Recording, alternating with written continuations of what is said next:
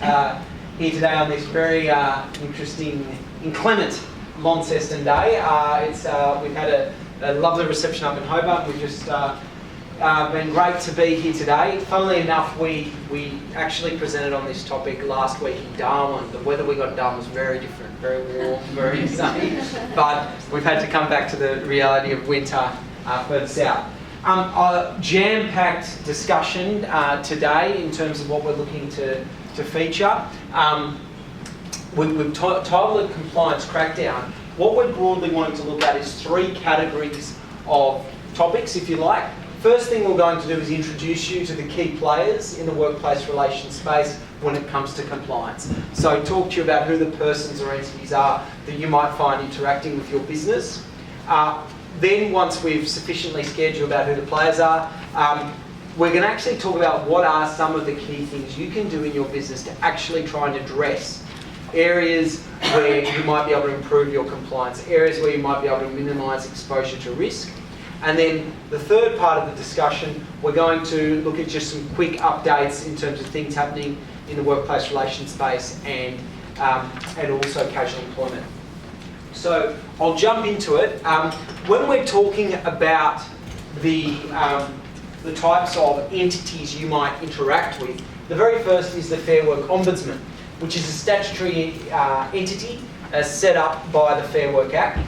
Interestingly, we say the Fair Work Ombudsman, it's actually a Fair Work Ombudswoman because it's Sandra Parker, and before her was Natalie James. The Fair Work Ombudsman, as the title is though, is effectively the regulator or police cop on the beat, if you like, in relation to workplace compliance.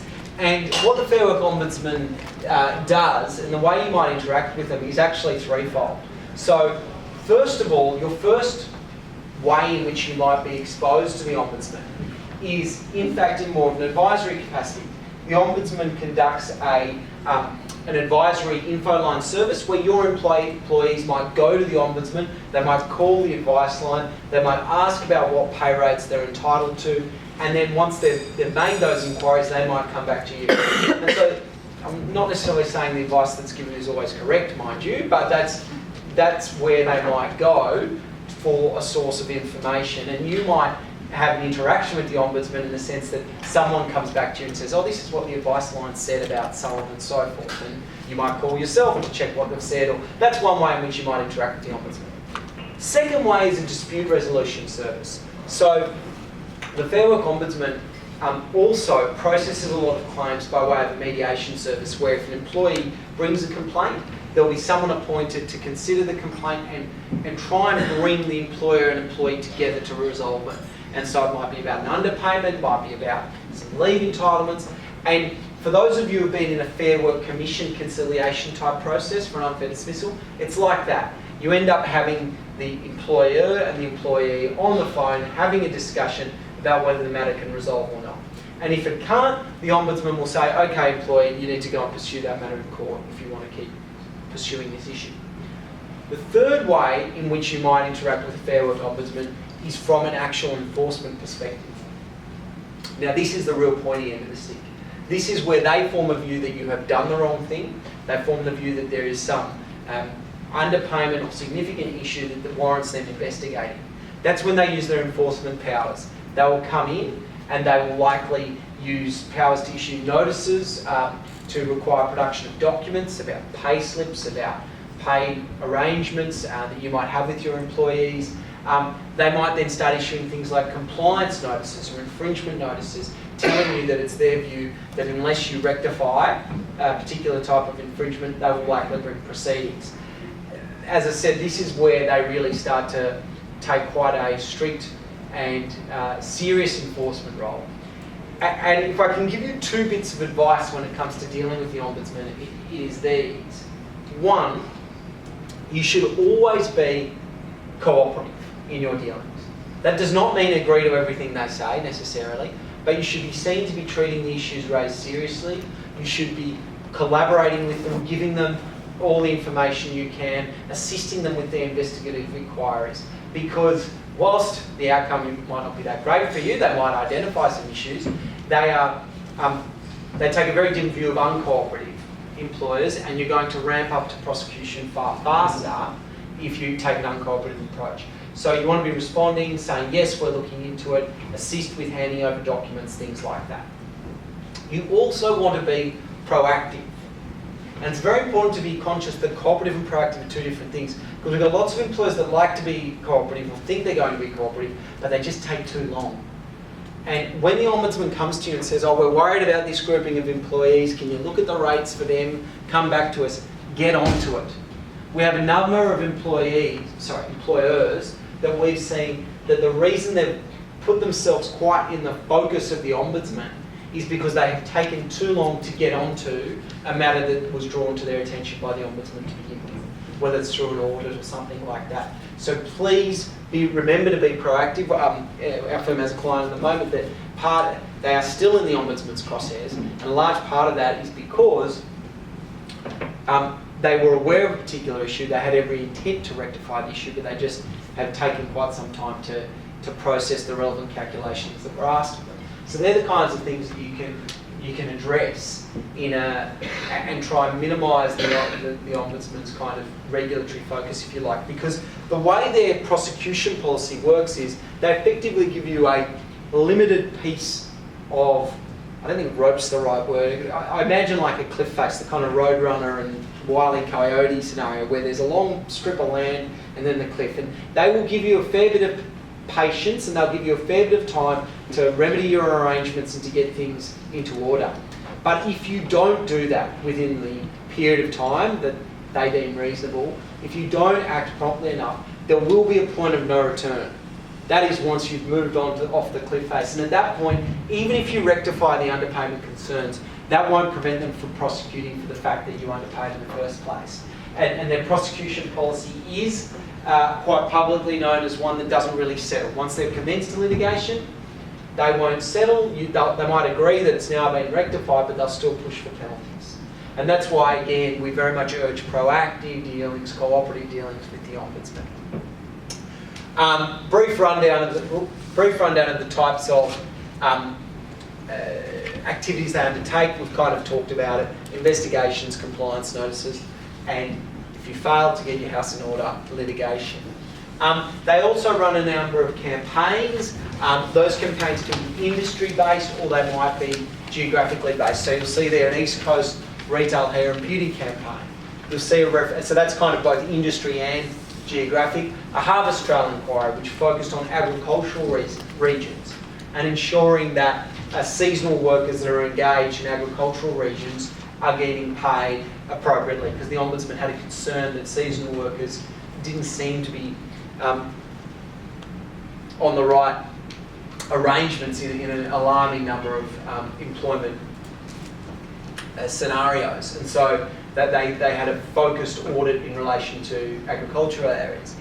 Regional areas like Launceston often tend to get exposed to periodic audits. So once a year, once every 2 years, they'll just come out to a region like Launceston, like other parts of regional Australia, do an audit, and then effectively have a number of businesses that they look at, issue compliance or infringement notices to those that aren't compliant, and then go back to head office, whether it be in Hobart or Melbourne or wherever the relevant inspector may have emerged from. So that's some of the activity you might see, and another way you might engage with them. Just to show you how prolific they are, this is just some articles from papers over the course of 12 weeks from Jan to late March. And what you can see there is a series of articles. I mean, they love the media, so they love their prosecutions being highly publicised because it has a deterrent element. But you'll see quite significant fines, quite significant compensation orders being levelled against a number of employers. And these are just a smattering of articles over 12 weeks. So they are very prolific. And they have a very sizable footprint. The Ombudsman has inspectors pretty much in well, they do have them in every metro area, in most regional areas. It has a very large inspectorate and a very large footprint to look into employment arrangements. So it is likely at some point in time you may have some dealings with them. And that's why you want to ensure that your employment arrangements are compliant. The next grouping that you might have some interaction with, or the next entity, are unions. Who here deals with unions in their business? Or small number. So unions have a right to come to your workplace, and if there are members that are covered by their workplace rules, they're members covered by their coverage rules for the union, their constitution. I'll start again. If there are employees in your business that fall within the coverage of a union's rules, then they can come onto your workplace by the issuing of a notice with 24 hours notice, and provided they say the right things in their notice, they can come on, they can sit in your lunchroom or wherever employees take their meals and actually speak to your employees about whether they'd like to join the union, about what their rates of pay are, about whether they're getting paid the right amounts, and that's a way they can engage to try and ensure that your employment practices are compliant. In relation to members, if they think there is a breach, they can actually issue notices themselves to compel the production of documents, the production of any documentation pertaining to the pay of their member, etc., if they suspect a contravention. They can also bring underpayment claims on behalf of employees and file disputes. And it might not even be that you're underpaying. It might be that they come onto the workplace and say, well, do you know what so-and-so's paying down the road? Are you aware that these other workers get a fair bit more than you? We should look at getting an enterprise agreement up. And they might start to encourage your workforce to collectively bargain with the union as the bargaining rep. And provided the workforce, they can get a 51% majority, they can actually start enterprise bargaining in your business. So that's another way in which you might come across compliance exposure, or another kind of player in this area. Obviously, individual employees can bring claims, they can bring disputes under awards or other types of underpayment claims. And then the most recent one, in some ways, is media and social media. Now, media's been around for a while.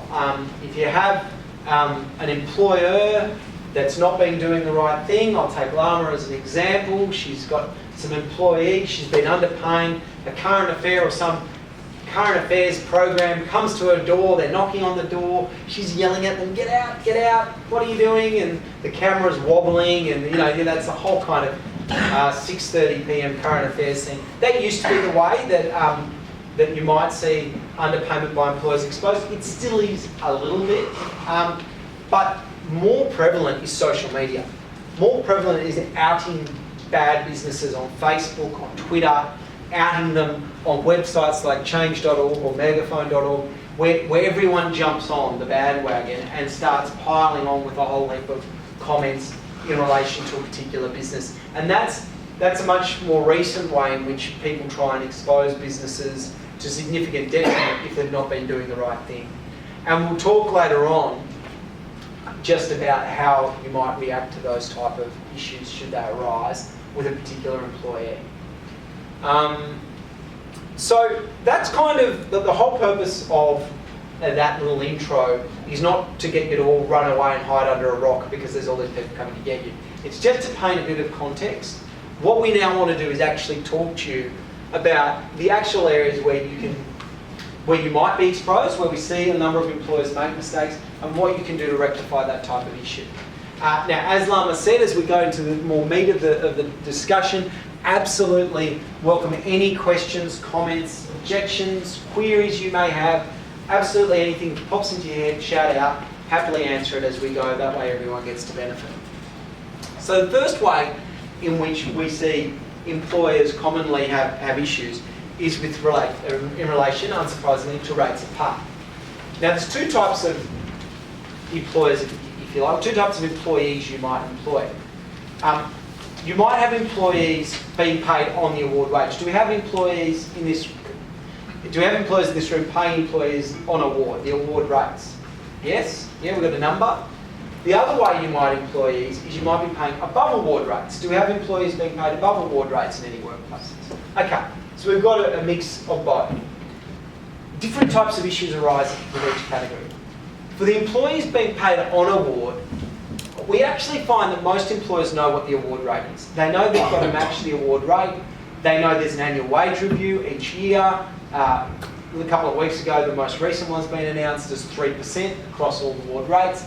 So they know, oh, my employees are level 2, they need to be paid X, and that rate just went up 3%, and from 1 July it's Y. And they generally have a pretty good sense of that. Where we find people being paid on the award, where they slip up, is really along the classification. So that is, they've assumed someone is a level 2 under the award, but if you actually look at the duties, the types of work that is attached to level 2 or 3 or 4 of the award, the way they're being classified by the employer may have been in error. And so you need to look at the award classifications and form a good view as to which classification correctly applies to the employees. And that's the area we see some level of error with employers who are paying on awards, that they've just got the wrong classification. And that can lead to immediate shortfalls in payments. Interestingly, however, where we see more common issues is with employers who overpay, who pay above award. That's where we see a lot more problems, for 2 reasons. One, we still have this sense from some employers who pay above award that, oh, I pay above award, I pay someone on a salary, therefore the award issues don't apply to me. I don't have to worry about the award rates. And all of a sudden they miss certain allowances that are payable, penalties that are payable, and something might not have been picked up, and so they're in error. They haven't considered that actually the award still applies even though you're paying above award rate.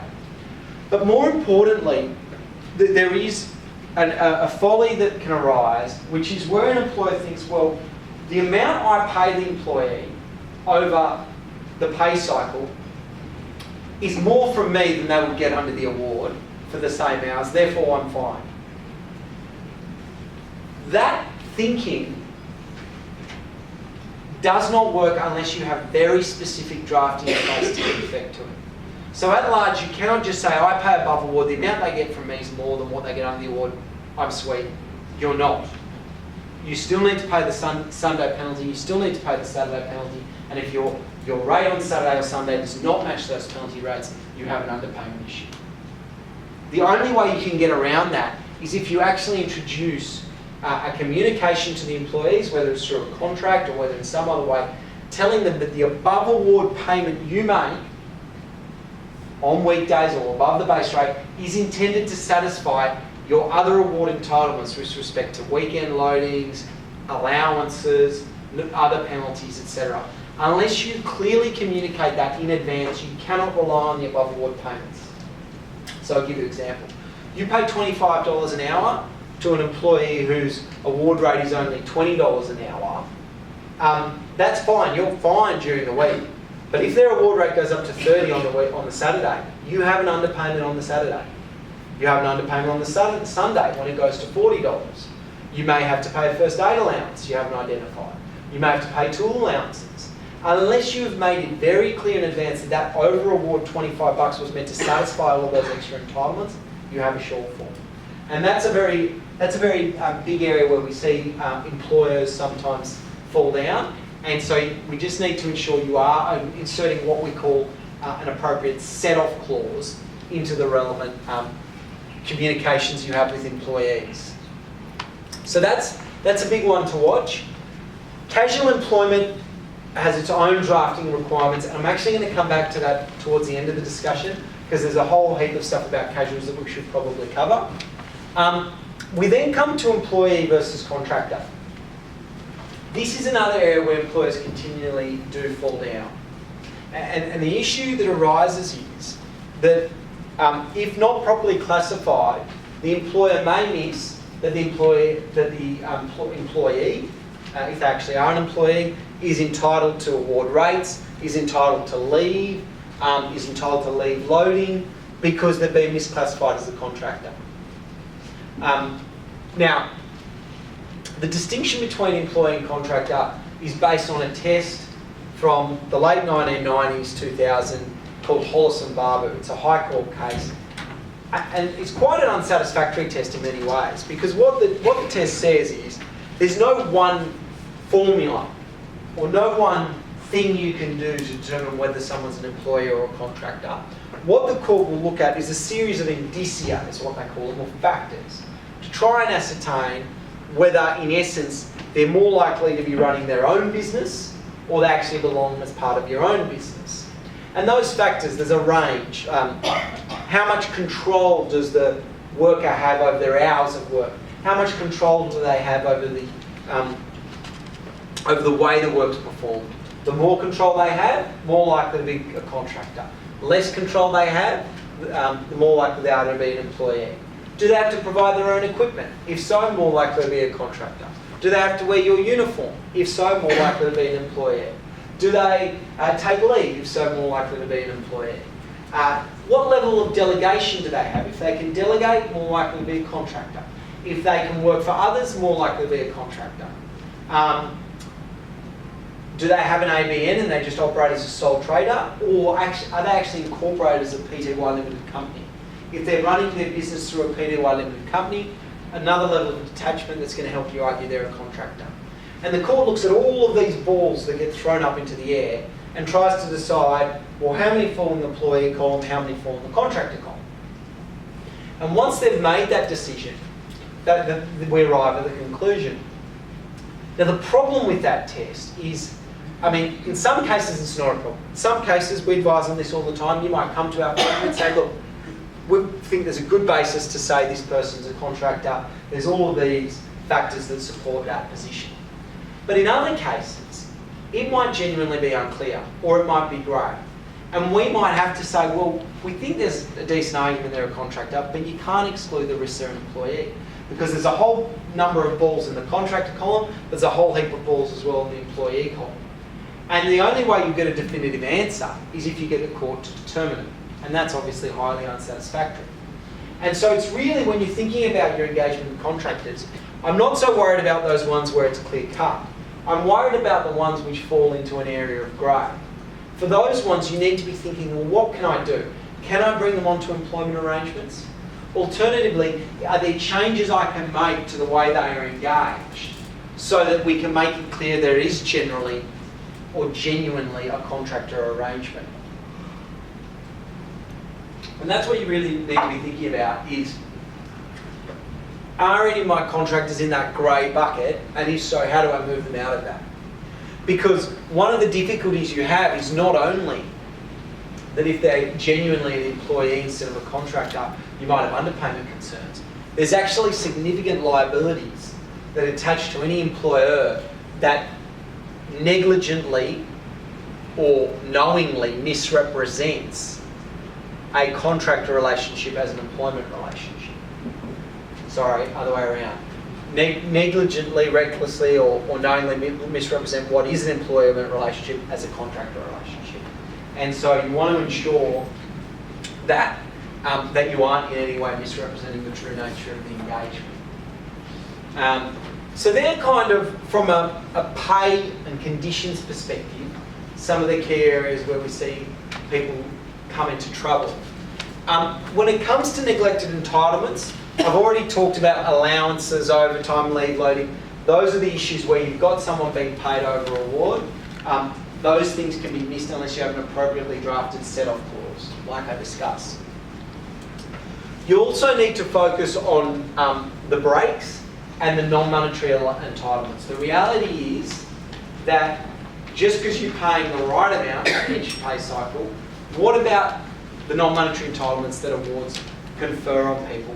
Are you consulting when there's major workplace change, as the awards require? Do you give employees unpaid meal breaks every 5 hours, as the awards require? Do you honour the flexible working arrangement provisions in the awards that are a little bit more generous than those contained in the Fair Work Act? These are the kind of things you need to be thinking about in order to ensure that you're satisfying your award obligations above and beyond the monetary entitlements. Finally, the big one that often causes some issues relates to super. Now, I hope everyone in the room is aware that you owe 9.5% super to your employees. If the concept of paying super to employees is new to you, it's probably slightly problematic because we've known about that for decades. So hopefully that doesn't come as a surprise. What does come as a surprise to some, in fact many, is that you actually have an obligation to pay super to a large number of contractors. So if a contractor, if you're engaging a contractor and that engagement is principally for their labour, then they are also entitled to superannuation benefits from the principal. Now, what does principally for their labour mean? It means that the engagement is for their time, their effort, their labour, effectively, the sweat off their brow in terms of what that they are providing for you. So if you have someone you're regularly engaging, could be, a good example where this comes up is the post-secondary education sector, vocational training, TAFEs, things like that. They might bring in consultants that might do 2 days a week. They might be responsible for a class for each semester where they come in, they teach the materials, they sit up in front of a room like this, they teach, they then might do marking. They might be a contractor legitimately, they might have other business interests, but their engagement is for their labour, it's for their time, for their effort. It's not for any equipment or tools that they're bringing to the relationship. And so they are entitled, in addition to their payment, superannuation on top. And this applies in a vast number of other examples. You might have an IT contractor that works in your business 2 days a week. They sort out the software, they might bring their own laptop, but you're not paying them because they've got a laptop. You're paying them for their time and effort in sorting out all your IT arrangements, acting to sort out troubleshooting problems that arise each week. Those persons would be engaged principally for their labour. Now, a distinction can be drawn with, say, a truck driver that you engage to ferry your goods all around Launceston. They might bring more than their labour to the equation because they're bringing their truck. They're bringing a significant piece of capital, they're maintaining it, they're servicing it, they're fueling it. You're engaging them for more than just their hours driving around in the truck. That would not be an engagement for their labour. But for a number of contract engagements, you'll find they might be for their labour. And the only way to really get around it, I mean, the ATO, there's two things that they look for. One is they're looking for a regular level of engagement, so it's not someone you engage once off, but someone who's got a regular level of engagements with your business. The only other way to really get around it is if you engage a company through a PDY limited entity. If you engage a PDY limited entity, the ATO will say, well, the obligation to pay super falls on that PDY limited entity. And that's the way that you avoid your super obligation. But if you're engaging a sole trader on an ABN, this headache arises. Another example is cleaning, for instance. If you have a cleaner coming in 5 days a week or 3 days a week to clean a premises, you're not engaging them for their broomstick and mop and bucket. That is of very little value to you.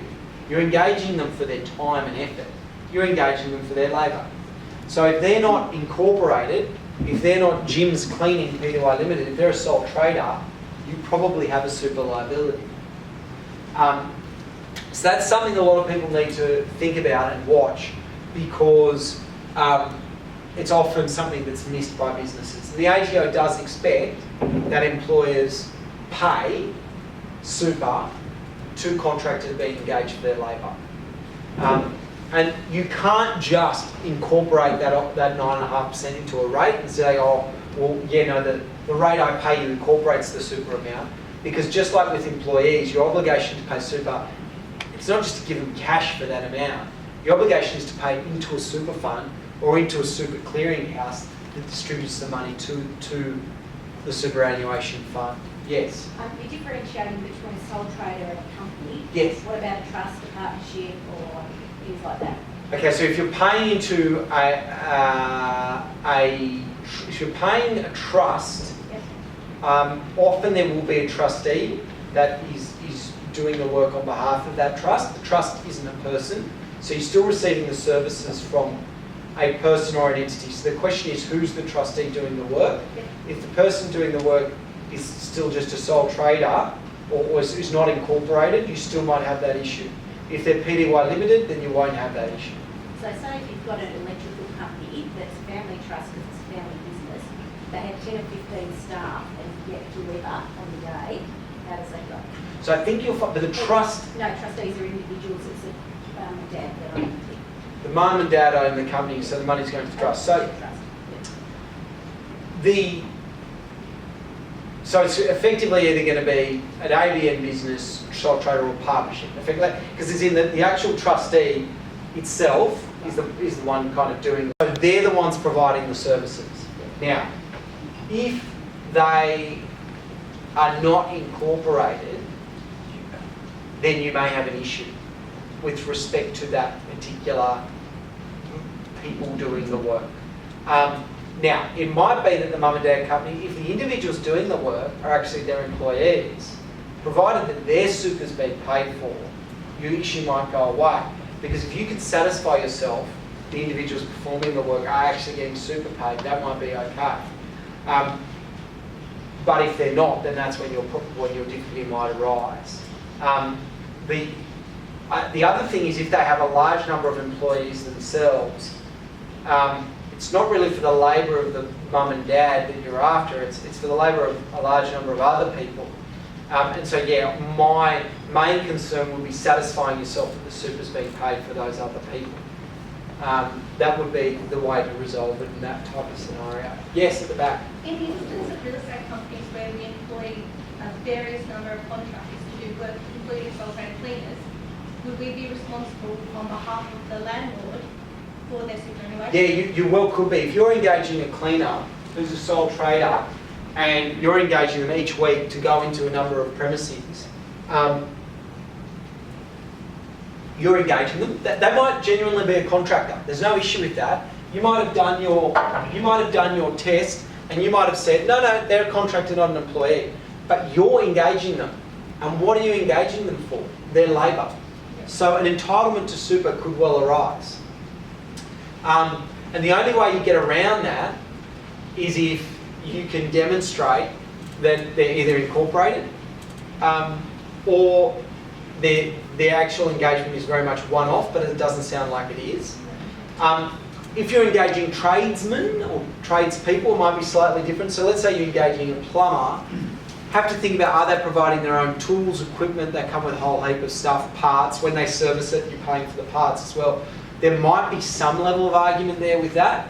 But for some, if it's just a handyman that goes around, well, it's really for their labour. I mean, when they have to fix a part and supply you with the part, you probably pay for that separately. But you're probably just paying them an hourly rate. And so you may have an engagement for their labour. That's right. Yes? The $450 per month still applies? Yes. Yes, so that's right. If you're paying them less than $450 a month, there is no obligation to pay super. That's quite right. And wasn't there used to be an 80% if they were earning more than 80% of their income? Wasn't that a provision? Yeah, so that has fallen away in terms of the test. So that was used in various guises, but under the ATO really is looking for a regular level of engagement. That's the main thing. Now, I can't give you a yardstick as what's regular or what's not, but it's not going to be someone you engage 3 times in a year, but it's a level of regularity. That's when the issue is going to arise. Yes? How much equipment of their own do they have to actually bring to a party before it's more than just their own labour? Look, that's a really good and difficult question to answer. Where the question is, what's it principally for? So if they just bring something, you know, let's say they're operating with a very small toolkit of a few spanners and a drill, that might not be enough. But if they're coming with a whole heap of piping and other products, then that's probably more than just their labour. I'll give you the example of, let's say you're a clothes maker and you get your buttons from someone else who makes the buttons. Okay, you might have their effort in making the button, but they also have equipment that they use to make the button, materials that go into the button. It's not just for their labour. A good way of sensing it is often if you're paying an hourly rate. Because if you're paying an hourly rate, it's generally for their time. If you're not paying an hourly rate, it's generally because they're providing a fair bit of material as well. But there's no definitive yardstick I can give you. It would need to be, there needs to be some level of substance in whatever else it is that they're providing. Any other questions on that? Yes? So if they provided a quote for their work, would that cover that? So if they provide a quote, what you would want to understand is that, again, this is someone who's regularly doing their work. So for you, you need to understand there's a portion of money going to for the job, but 9.5% has got to go into a super fund. That needs to be identified. And the payment would have to be separated and go to a different place. And that's why if it's a one-off quote, it's not about a plumber who turns up to give you a one-off quote, or they come in once every couple of months or something. It's someone with a regular level of engagement who is a contractor, but the engagements for their labour, you need to be paying separately super. Yes? So if you've got a contract where you're saying 450 a month, no super. So if you work that out over a year, so work 1 month, they don't do anything, the next month it's $1,000, and but over a year it's still under $5,000. It's still super. I think I can't answer off the top of my head. My understanding is your obligation to pay super rises quarterly. So you probably need to, at the very most, you could only average it out over a quarter because super is payable per quarter. Now, whether you have to actually disaggregate over month to month, I'd have to look into and come back to you. But you certainly couldn't go beyond quarters because the obligation is to pay a rise quarterly.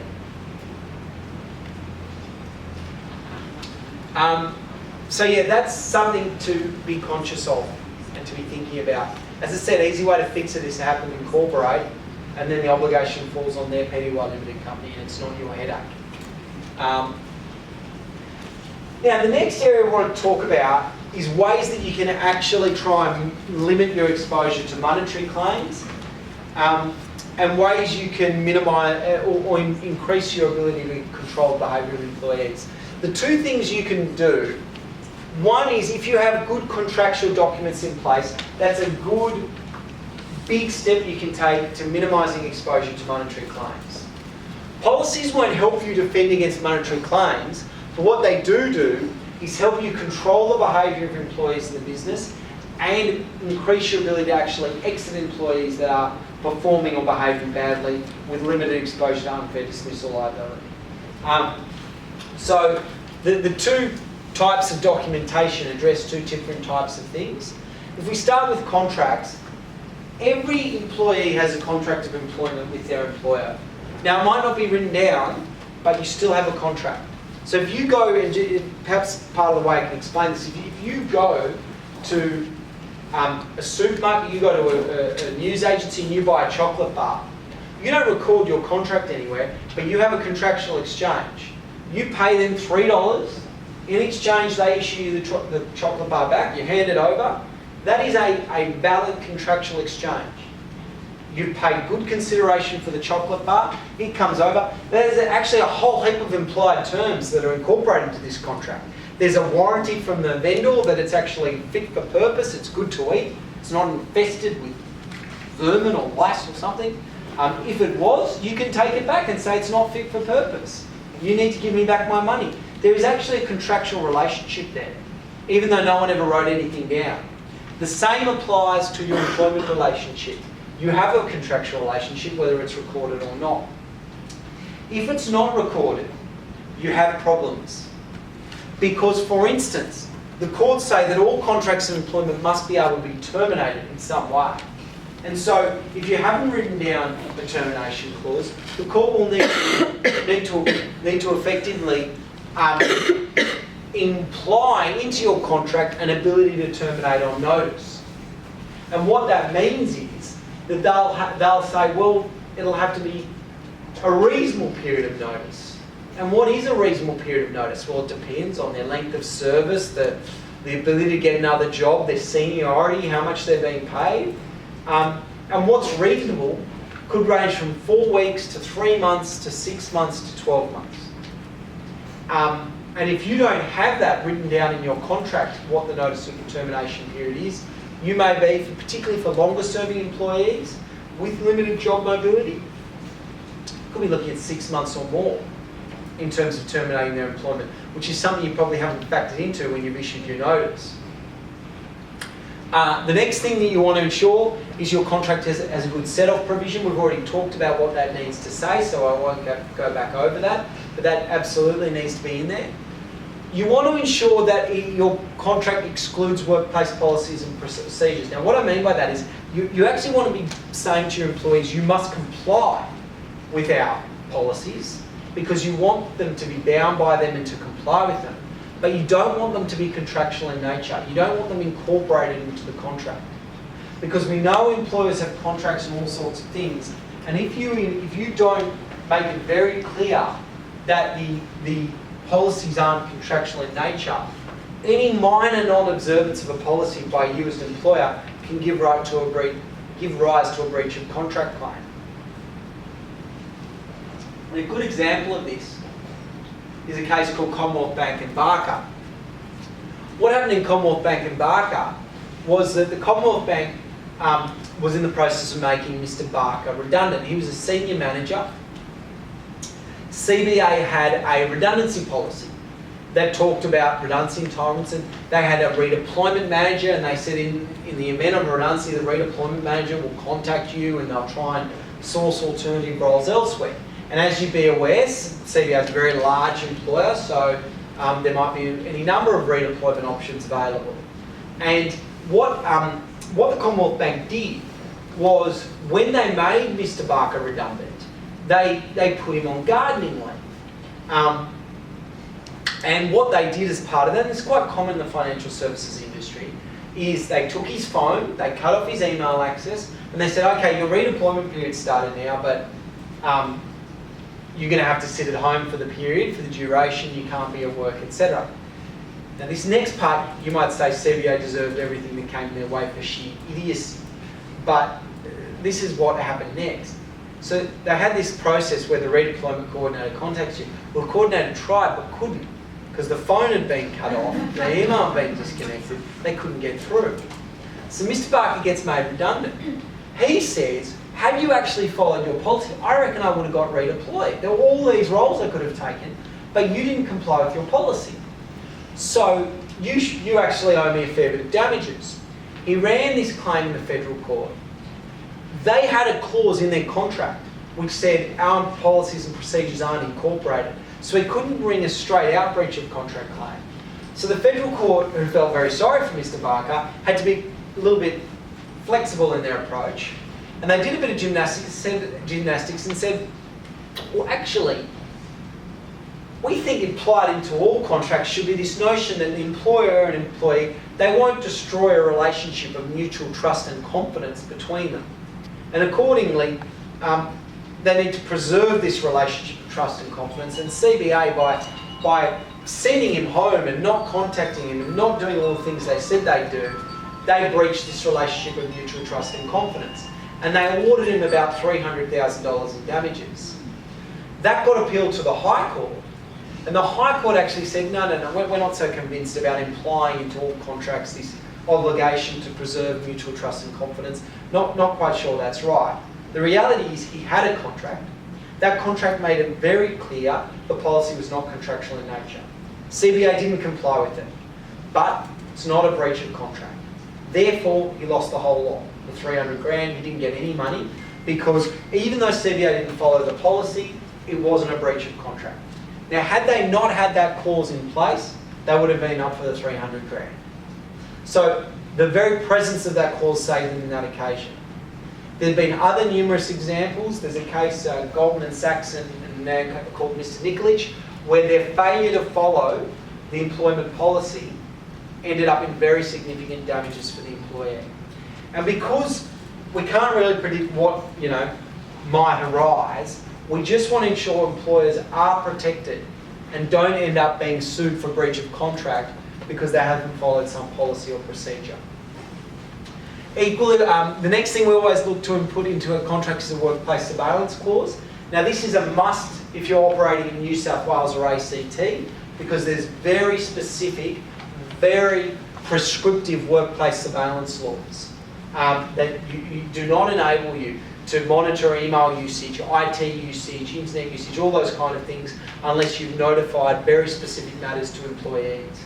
Now in Tassie, you don't quite have that Workplace Surveillance Act in place, but nevertheless, it's good to have these provisions in your contract because it increases the prospect of, if you want to rely on the materials obtained and you've notified in advance in your contract of the surveillance you're conducting, that's the best prospect of ensuring that the evidence you want to admit in an unfair dismissal claim will be admissible without any headache. And finally, what we like to see in contracts is very specific drafting pertaining to casuals, but I'll come back to what they look like when we deal with the casuals in a bit more detail. So Lama mentioned at the beginning of the presentation, Workplace Assured, just so you're aware that the onboarding process as part of Workplace Assured, what our team of lawyers do is they actually look at your contractual arrangements and ensure you have all of these types of clauses in place. If you don't, you'll get issued the relevant drafting for the clauses or template contracts so that as part of the onboarding, your contracts are looked into. The onboarding effectively covers three things. They look at all your employee classifications and the award coverage to ensure you'll classify them correctly under the right award and paying the right rates. The Workplace Assured service will then look at your employment contracts to ensure they're compliant. And they'll also look at the next thing, which is your policy drafting, to ensure you have the right type of policies in place. And that those policies say the right kind of things. And that's what I'd like to talk about next. So the contract, that's about helping you protect yourself from monetary claims. The policies is about ensuring we can control the behaviour of employees and actually exit employees with minimum exposure to liability if there are serious breaches. When it comes to policies, we see employers, often they've got a suite of policies. The policy how to do your left shoelace up, policy how to do your right shoelace up, policy what to do if you can't find your shoes, policy on everything. Now, I'm not a big fan of that because you end up tying yourself up in knots. What I think is important is that you have policies that cover some core areas that really every employer should be addressing. And we've got a suite of 7 up there that we say everyone should have. The first one is a code of conduct. The reason you want a code of conduct is to set out some very high-level behavioural expectations that all employers should comply with. Things like acting with integrity, professionalism, courtesy. Because the reality is you'll never predict what an employee is going to do that you want to respond to. We had an employee just a fortnight ago who urinated on the employer's paper products. I don't think you're going to predict that.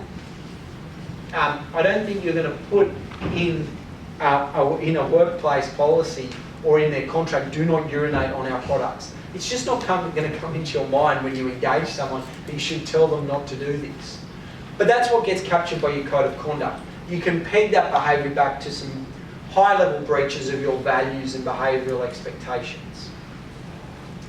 The next type of the next type of policy that we really want to see in place is a complaints or grievances policy. And the reason we want to see that type of policy in place is that we want to ensure that you have a very clear channel through which you can direct employees if they have a concern about things in the workplace. And the reason you want that is because if they don't follow that channel, and if they go a bit rogue, you can direct them back on course. And we saw this in a prominent adverse action case. Who's heard of adverse action in the room?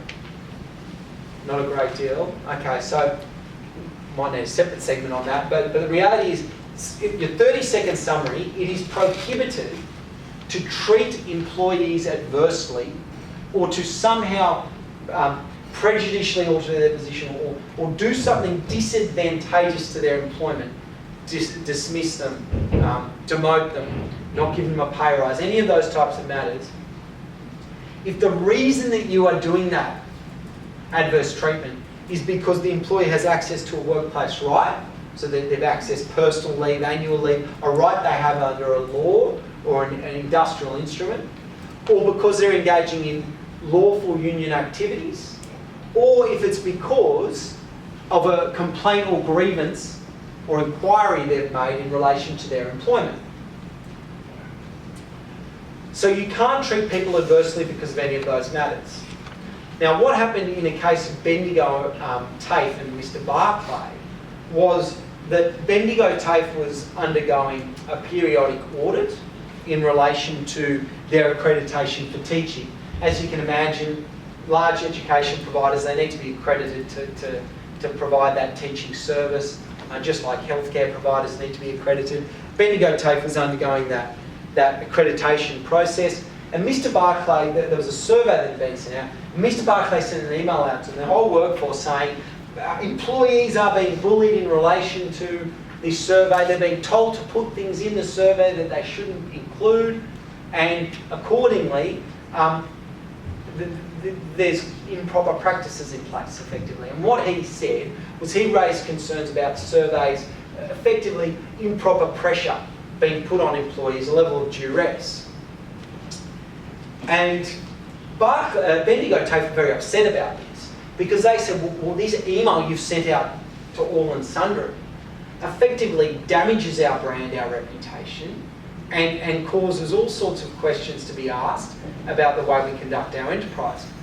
We're very upset about that, and it's disparaging us as an organisation. So they suspended him with a view to terminate. And he filed an adverse action claim saying, you're taking unlawful action against me based on the fact that I'm exercising my rights as a union delegate, I'm engaging in lawful union activities. And it went all the way to the High Court, and the High Court said, no, that's not what they're doing.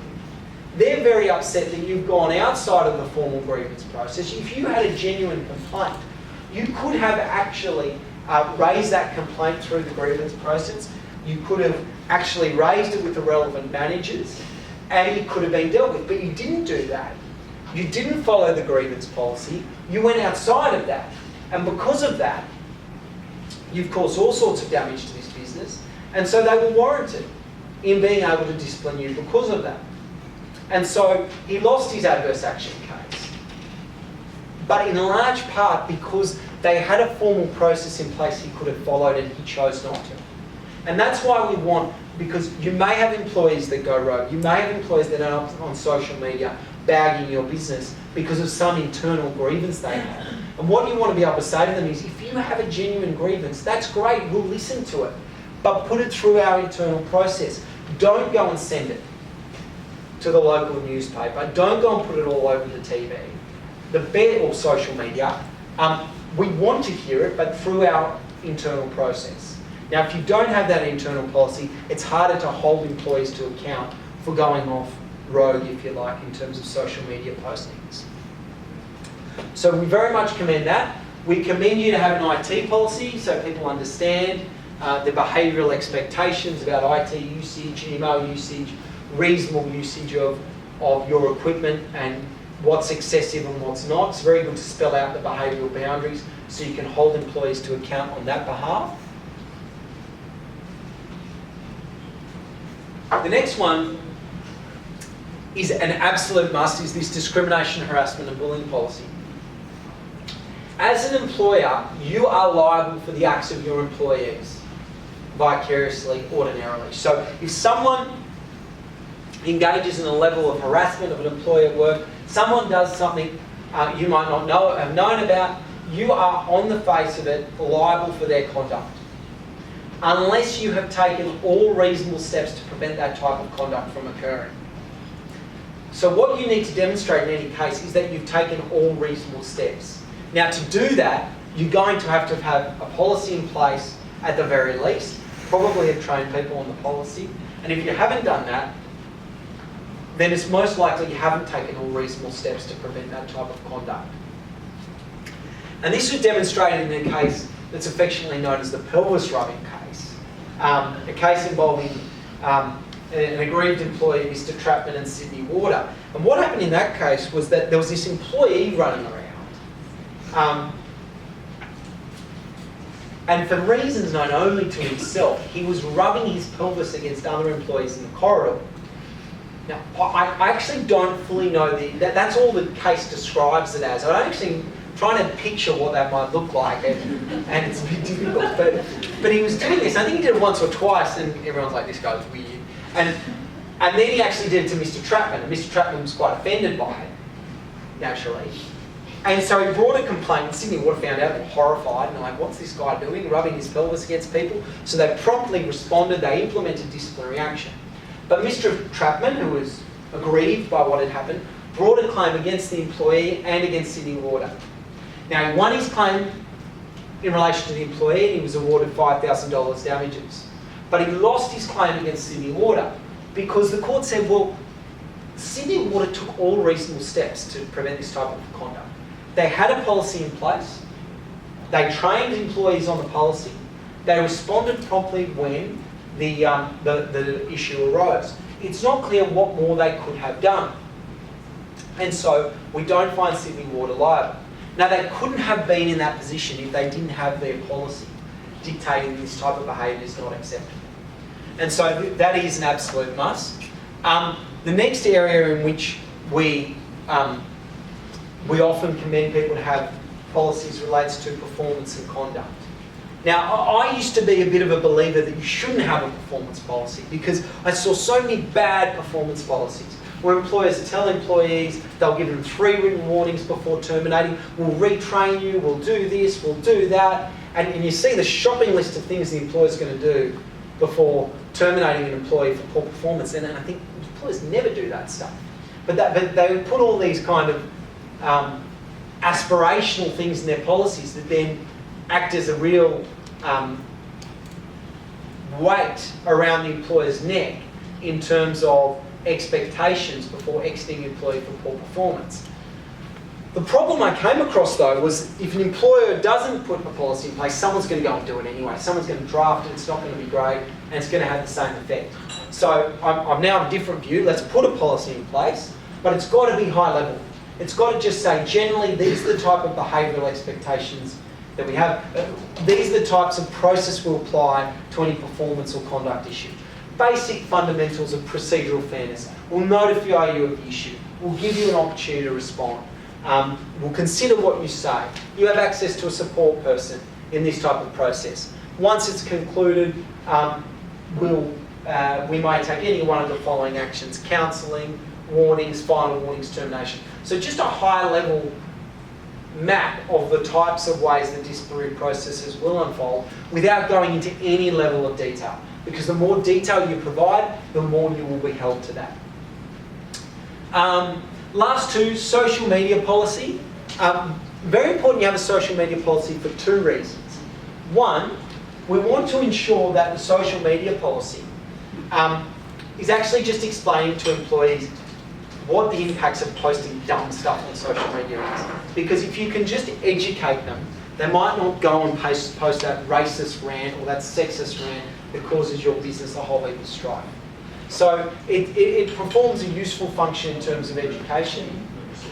Secondly, it also means that you can hold them to the policy if they misbehave and if they don't comply with your expectations.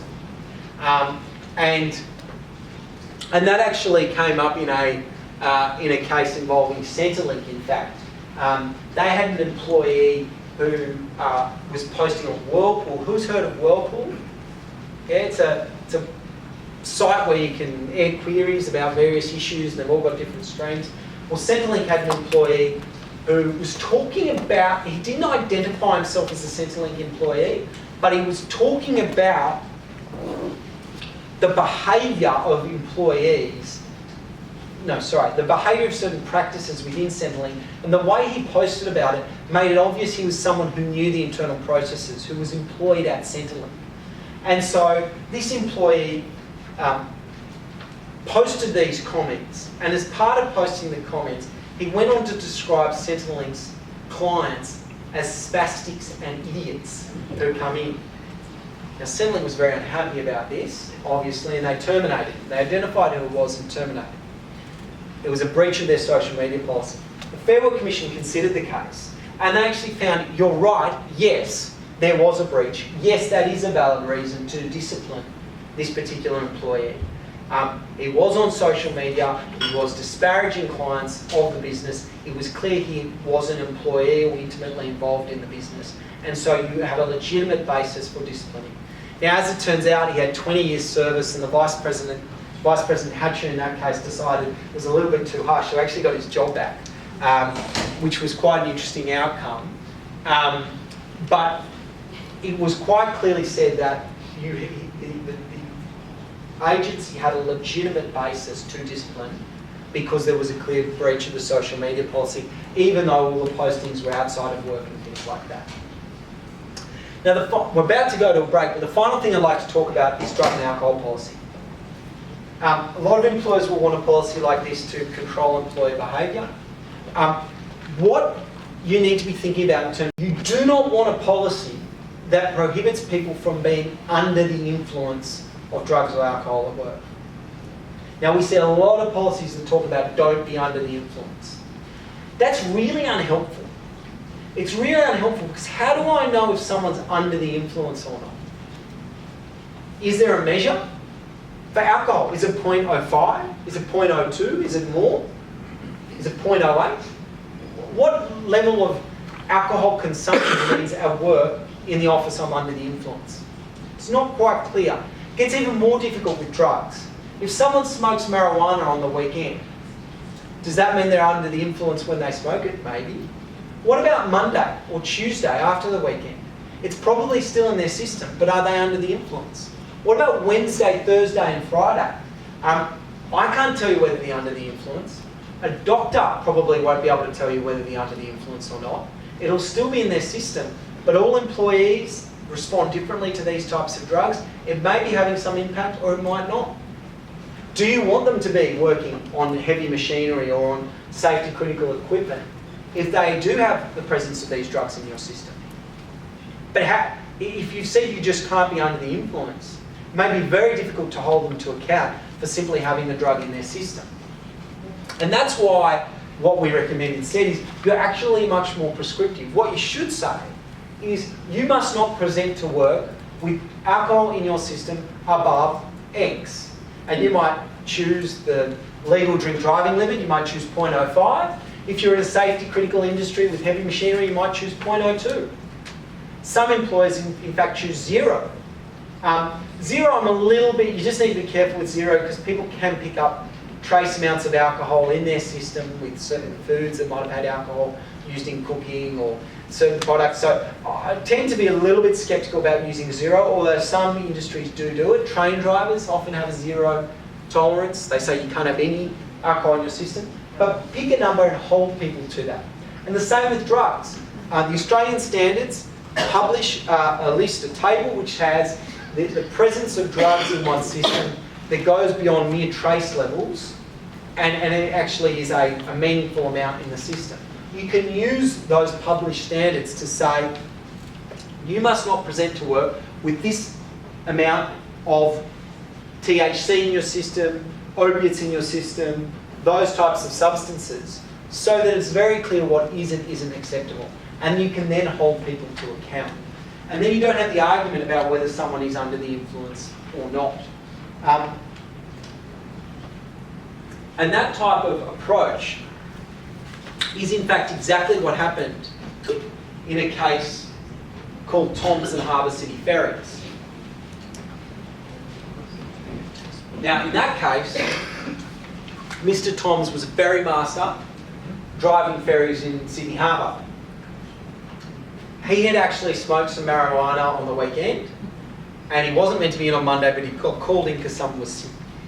Day was going fine, everything would have been fine, except he accidentally crashed the ferry into Circular Quay at the end of the day. Now, I'm not saying he hit it like 100 k's an hour, but the problem is with the ferry, like even if it's moving at 3 or 4 kilometres an hour, it's an enormous vessel, has a lot of inertia behind it. You can just imagine the loud cacophony of bangs and crashes that went on after the incident occurred. Harbour City Ferries conduct their post-incident analysis, they drug test him, positive for marijuana. And he says, oh yes, I did smoke marijuana yesterday. Now, he was dismissed and he brought an unfair dismissal claim. At first instance, the member that considered it said, well, he actually smoked on the weekend for medicinal purposes because he tells us he had a sore shoulder and that's why he smoked it. And actually he was covering for someone else when he came in, he wasn't rostered on, and there's no actual evidence that the marijuana consumption was what contributed to the accident, so I think it's all a bit harsh. It didn't contribute to the accident, I'm going to reinstate it. Harbour City Ferries appealed Ferries appealed the decision, and the Fair Work Commission's full bench unanimously overturned it and said, no, this is the whole point of the policy. The policy didn't say you can't be under the influence. It had prescribed cut-off thresholds. And what they said is, Harbour City Ferries doesn't want to have the argument. They don't want to have the argument about whether he's under the influence or not. They don't want to have the argument with their insurer about whether the insurance coverage is void or not. They don't want to have the argument on talkback radio over whether this is a debacle or not. They just want compliance with the policy, adherence to the policy. He didn't adhere to material breach. And so his unfair dismissal claim was thrown out and he didn't get his job back. Now, they would not have been in that position to take that firm line had they not had a drug and alcohol policy appropriately drafted. So they are the types of policies that we would recommend you implement to ensure that you can actively manage behaviour in your business and that you can take firm disciplinary action if someone misbehaves. You don't use the workplace health and safety policy. Yeah, so workplace health and safety is an absolute must. Now, the reason I don't mention that is for twofold. So one is you should have a WHS policy, but when I talk about we only want a discrete number of policies, WHS is an exception. Depending on your industry, you might need 5, 10, 15 safe operating procedures for particular equipment because there may be inherent risks, you may have done a risk assessment and you may have determined there are safe ways of conducting. So safety really is its own bucket, and so this is really talking about employment policies. I would recommend you have an overarching safety policy for your business, and in addition to that though, you really then do need to do your own safety analysis about where risks are. And as I said, you might need safe operating procedures, you might need an OHS committee, you might need all sorts of safety measures put in place. So I put that to one side, but absolutely. So they're the kinds of policies we would recommend. As I mentioned, the workplace assured onboarding process checks off your business to ensure you have all of these types of matters covered as well. Now, we're going to take a 5-10 minute break. So stretch the legs, get some air, and we'll be back in say 5-6 minutes to keep going. The final stretch. The weather hasn't improved, sadly, but that's okay. Now I'm going to deal with some general updates for you. Rapid fire a couple of them quickly, and then we're going to look at some casual employment stuff as well. So we'll go through that. So first of all, just all employers should be conscious that the ATO has changed its guidance in relation to paying superannuation with respect to annual leave loading. For the better part of a decade, the ATO has held the view that super is not payable on annual leave loading. And this is in their published superannuation guarantee rulings and had been the case until about 12 weeks ago. Then in early 2019, the ATO came out and announced that they've actually identified that super should be paid on annual leave loading unless there is an industrial instrument applicable to the employee that clearly specifies the leave loading is for the purposes of compensating for lost overtime. But unless there is an industrial instrument in place, an award enterprise agreement, that clearly specifies the leave loading pertains to lost overtime, and many of them won't say that expressly, it is very likely you have to now pay super on annual leave loading. Now the reason this is an issue is that for most of you, whoever's processing your super, whoever's running your payroll, is probably just going on the way it's always been done, and that is to not pay super on annual leave loading. So I strongly recommend you get in touch with whoever's running your payroll and just confirm that you have revised your payment structure.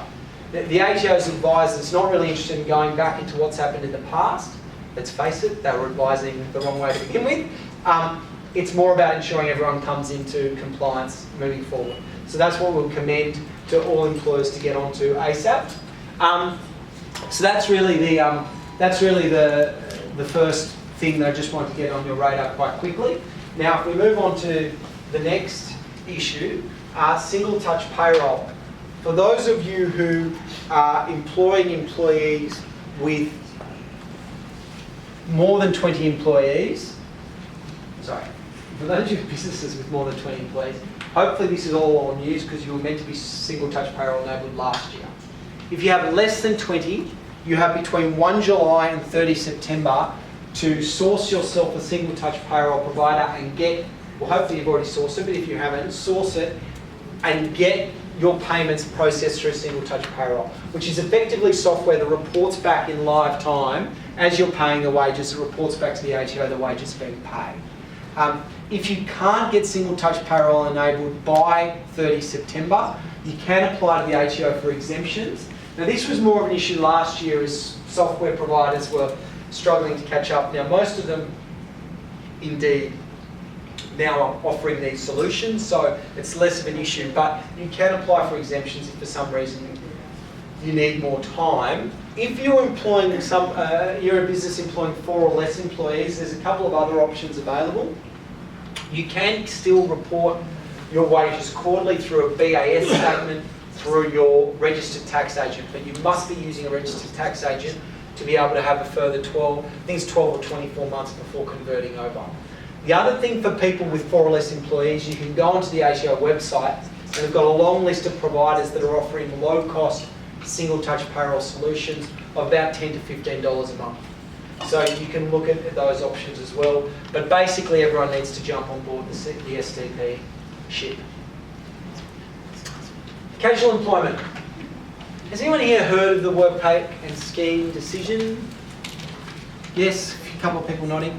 So about 9 months ago, workpack and scheme was handed down, which was a decision by the full federal court in relation to whether an employee who'd been engaged as a casual, was paid a casual loading, his contract called him a casual, was in fact not a casual but a permanent. What had happened was the employee was terminated, Mr. Scheme. When he was terminated for misconduct, he turned around and said, well, that's great, but actually I reckon I've been a permanent all along and I want annual leave entitlements. Workpack said, no, you're a casual. We paid you a casual loading in lieu of leave, all those kind of things. It went to the full federal court. The full federal court said, it doesn't matter what description the parties give to the relationship. It doesn't matter whether you pay a casual loading. What we're going to look at is the real substance, practical reality, and true nature of the relationship. And in order to be casual, the real substance of the relationship, the practical reality, needs to be characterised by informality, uncertainty, and irregularity. If the engagement is not characterised by those things, then it is likely that they are not indeed a casual, and they are a permanent. And that caused a few reverberations, because the reality is there are a lot of employees out there who are casual, who have been engaged on a pretty regular and systematic basis. And so you've got this concern that, well, if I've been engaging someone as a casual for more than a year, say, pretty regular shifts week in, week out, that doesn't sound very uncertain and formal or irregular, and it doesn't line up very well with what the federal court is talking about, which means my casual might not be a casual. And to make matters even worse, the federal court talked about the fact that employees may be casual initially, but if over time that informality, irregularity, uncertainty wanes and their engagements become quite regular, well, they might morph into a permanent. And so I kind of imagine it's like the caterpillar into the butterfly. I think the scientific process is called metamorphosis, where they're a caterpillar one day and then they go into the cocoon and they wake up a beautiful butterfly. Well, your casual employee could actually go to bed one night, a casual, go to bed, fall asleep, wake up the next morning, and they've got like these beautiful butterfly wings of permanent employment and a myriad of colours and leave entitlements hanging off them and all sorts of things, unbeknownst to you. And what the federal court doesn't answer is, well, how do we know when they morphed? How do we know when? Was it over the weekend? Was it a particular date? Where do we point to them once being a casual, now being a permanent? How do we work out that date? And there's no real guidance given in the decision in relation to that matter. But I think the difficulty is that the decision doesn't sit very well with what's actually happening. And if I could just ask a show of hands, I mean, who here has casuals that have been engaged for a period of time, let's say more than 6 months, and have a pretty regular flow of hours, not necessarily exactly the same hours week in, week out, but same kind of hours week in, week out? Who's got casuals like that? Yes, so quite a number. Who's got what we might call true casuals? That is casuals that genuinely have big fluctuations in their hours. They might not have hours some weeks, they do the next. Who's got employees like that? Yes, so less. I mean, for you people, you can leave now. I mean, your headache's gone. The true casuals, they're fine. But the problem is, some of you put your hand up twice. The other problem is that most of you, the larger number actually had the regular and systematic. And the difficulty with that is they might not be casual. And so they may be owed leave entitlements. They may be entitled to overtime if you give them more hours than their regular weekly hours, but less than 38 if you give them extra shift. They might be entitled to payment even if you don't give them work one week. All because the case law is saying it's not really what we say or how we describe the relationship. It's as the court deems it, whether it's informal or uncertain or not. So the question for employers out of all of this is, well, what do we do?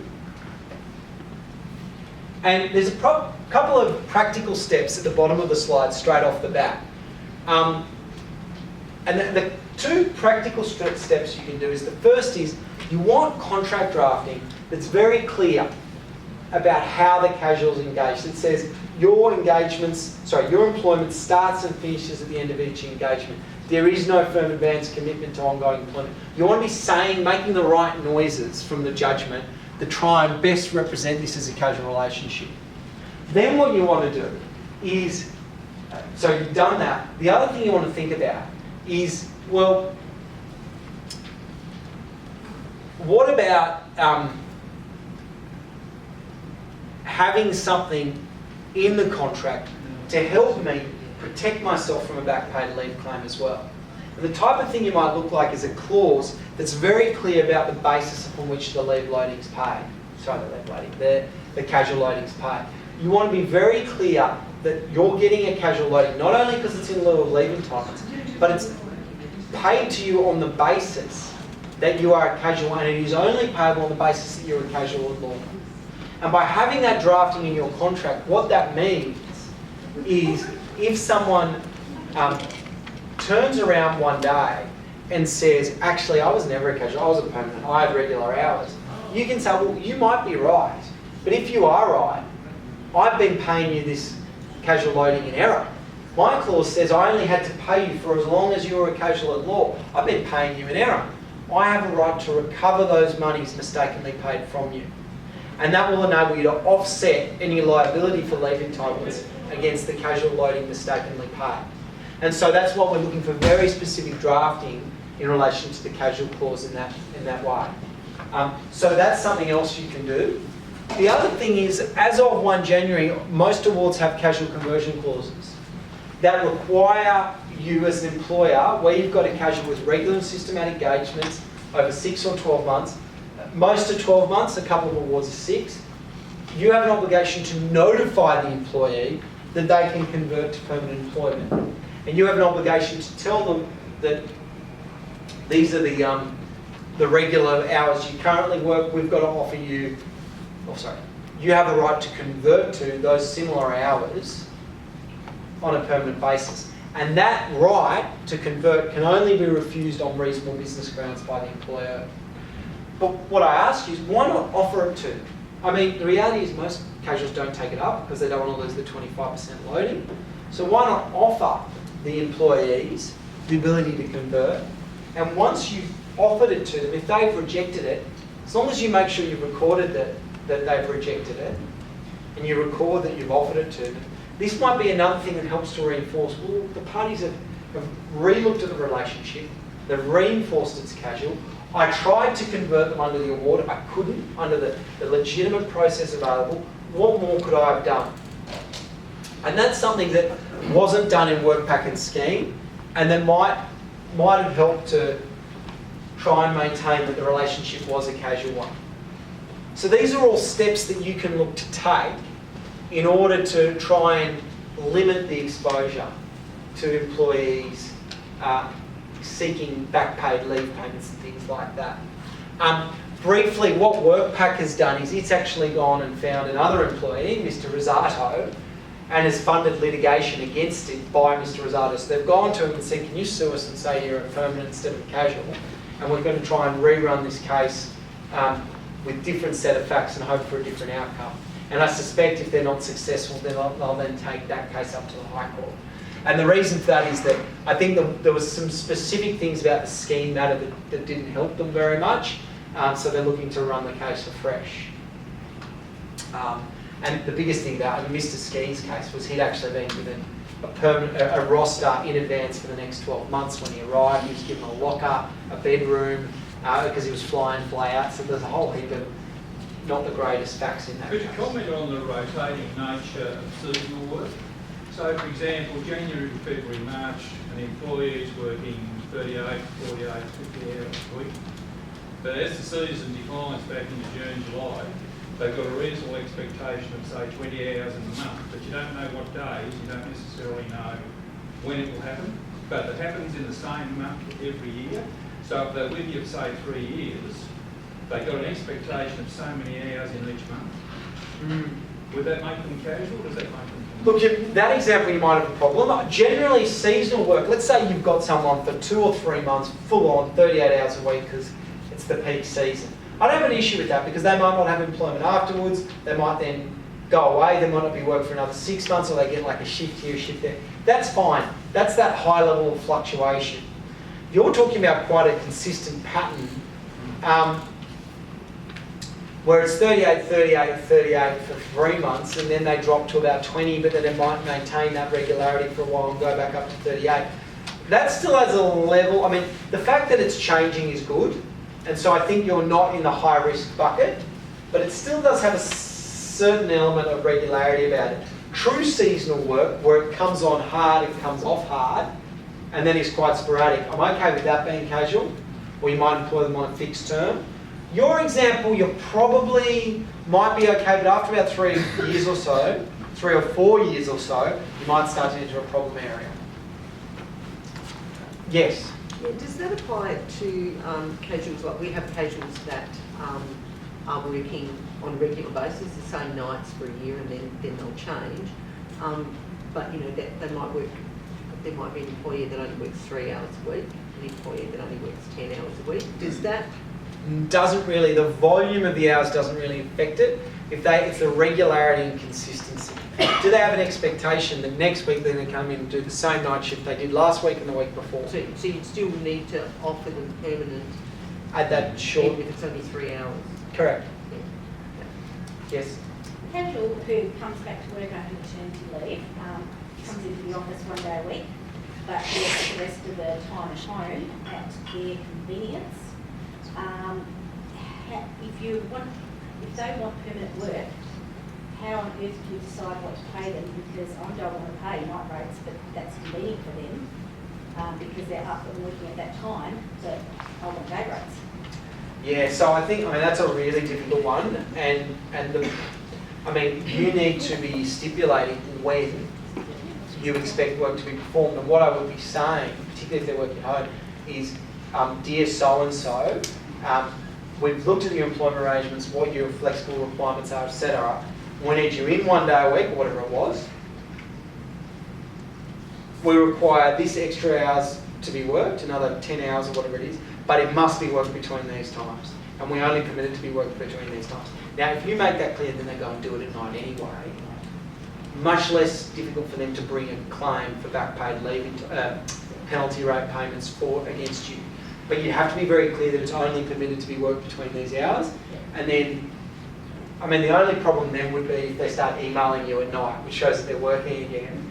And I think you'd have to say, look, you're not meant to be working at night. Then, if they do it, if they don't do it anyway without you knowing, it's not your... I don't know, you think you can be held accountable for that. So, that's kind of what we're seeing in the casual space. Is anyone here employed in the social, community, healthcare, disability services sector? Couple. So we're trialling something in that sector. Our firm's running a new claim to introduce a new form of employment in that sector, flexible ongoing employment.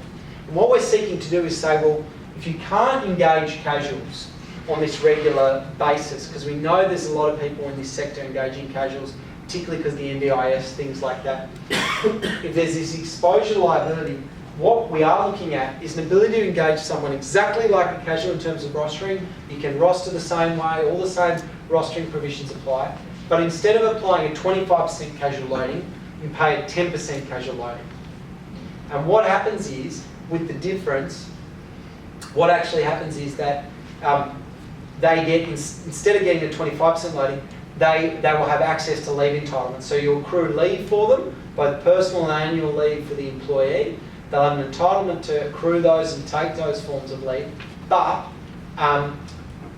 they won't have any of the rigidity associated with permanent employment. So you can change the hours, they can work regularly for quite a long time, but then you can drop or increase the hours without the risk of back pay leading to claims and things like that.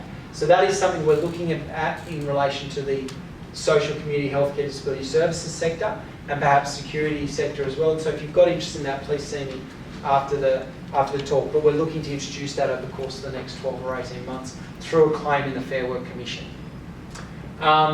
So that's some of the kind of steps in relation to casual employment. The last thing I really wanted to say in relation to everything we've talked about today is there's probably some fundamental things that we've talked about quick fixes. Right contract documentation, right policy documentation, making sure you have that set-off clause in place in order to satisfy payment arrangements if you're paying above board, and ensure you've got the right casual employment drafting in place with your contract. So there's some things you can quickly do. The other short bit of advice I'd give you as you leave is with casuals is we still tend to get this sense from some employers that somehow casuals are easier to let go or move on than a permanent. If you are someone who's regular and systematic in your business, is a casual for a long period, over 6 or 12 months, regularly and systematically, you need to think about letting them go or terminating their employment. You would need to follow the same steps you would as for a permanent, because they have unfair dismissal access just like a permanent does, which means you need to have warnings in place, you need to have a serious instance of misbehaviour, or if they're genuinely redundant, they're redundant. But you need the same legitimate basis you would look for with a permanent employee for letting go of casual when they are regular and systematic. So what if the casuals attached to a funding contract? So if you've got a funding agreement that says this program runs for 6 months, and so therefore you contract, well, you put them on casual, but as per funding agreement, then that job ends.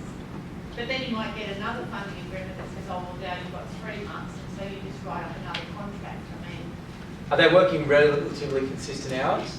Yeah.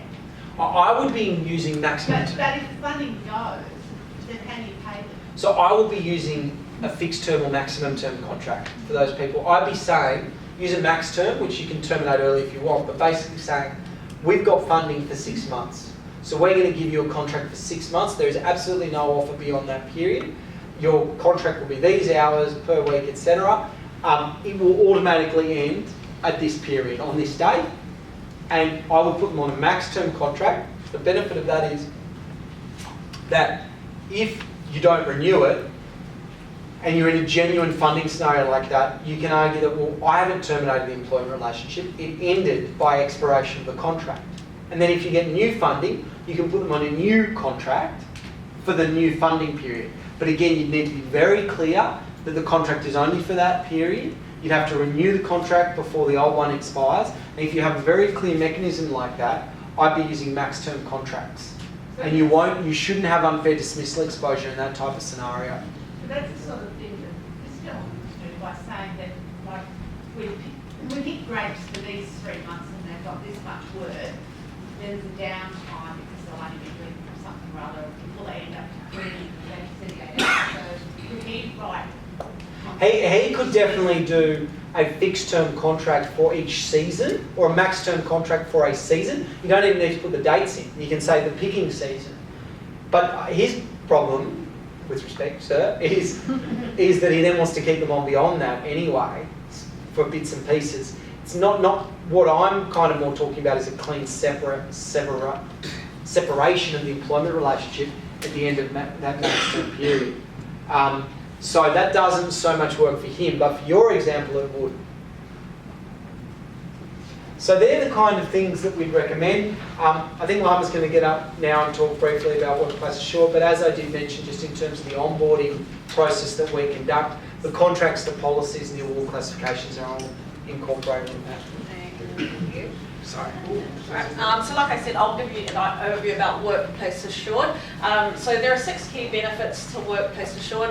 Number 1, a proactive compliance review. What does that mean to you as HR manager, to you as the owner, or to you as a person that's currently juggling that HR hat? So one of our employment relation lawyers, which it says in the first line, so someone from Lewis's team will do a desktop review of what you currently have in place. So look at your contracts, your policies, the pay rates, and what awards you're currently going by. And because they know what you have in place, it gives them the great opportunity to do a gap analysis. What's missing that you're not aware of? What's missing that's not compliant, or what's missing that's changed recently? And then we provide a report outlining the key risks that we've identified and how to mitigate those risks. The best part of the compliance review though is number 2, documentation and award servicing. So any documents that we pick up are not compliant or you're better off starting off with a whole new contract, we provide that to you as part of Workplace Assured. And then ongoing award and documentation servicing. So if you needed to terminate someone down the track, or you want to hire, say, a marketing manager who needs who gets a mobile phone, job facility, vehicle, you call us up and tell us that situation and we will provide you a contract off the back of that. Number 3, 24/7 access to our employment relations advice line. So that covers